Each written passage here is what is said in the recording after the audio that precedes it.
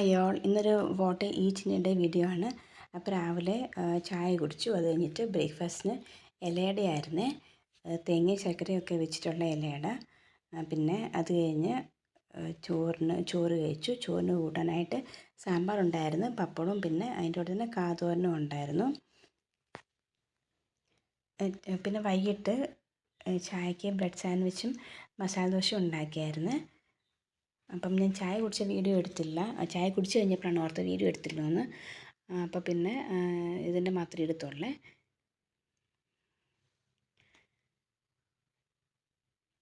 അത് കഴിഞ്ഞ് രാത്രിയിൽ ഇടിയപ്പം മുട്ടക്കറിയായിരുന്നു.